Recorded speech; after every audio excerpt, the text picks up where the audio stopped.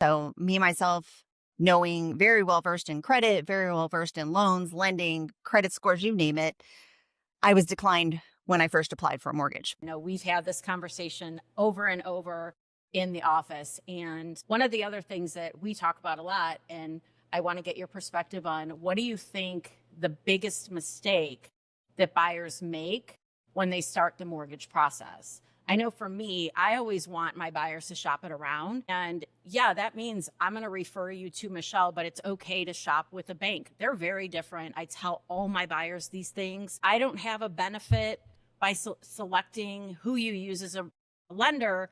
But what I know is that when you use a lender that I trust, I know that you're going to get awesome service, great communication, and I know that your loan is going to close because Michelle does the due diligence to best service the buyers through the mortgage process. So what do you think their biggest mistake might be?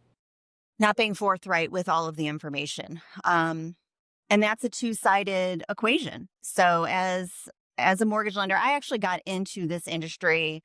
I come from lending. I've been 30 years in lending, but once I began in mortgage, I took a different approach. So me, myself, knowing very well versed in credit, very well versed in loans, lending, credit scores, you name it, I was declined when I first applied for a mortgage, but I didn't know why. Nobody told me. There wasn't a phone I could pick up and call. I couldn't find that information anywhere. And so I had to do my own digging. And the reason I was declined was I didn't give them enough information on the assets that I had available to purchase my home. And that was a hard lesson. So a lot of people will fill out an application with very basic information, assuming maybe somebody on the other end is going to ask the other questions to fill in the blank. And that's not always the case. So I do my best to make sure we're deep diving that, gathering all the proper documentation, asking the questions, re-asking the questions, and digging for that information to make sure we can get you best qualified. And so on the real estate side of those things, it's important. And a lot of buyers get frustrated that we do ask for that pre-approval upfront. The reason for that is we don't want the buyer to be disappointed thinking that they can afford a certain dollar house.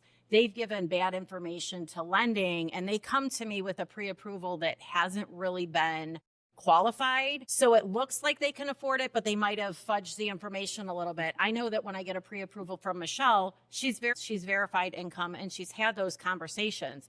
The buyers might be disappointed if they can't get what they want, but what I'm confident of is if that you got a pre-approval that you didn't really qualify for by providing information that's not completely accurate, you're probably going to pay for inspections, you're probably going to pay for appraisal, and you're probably not going to close.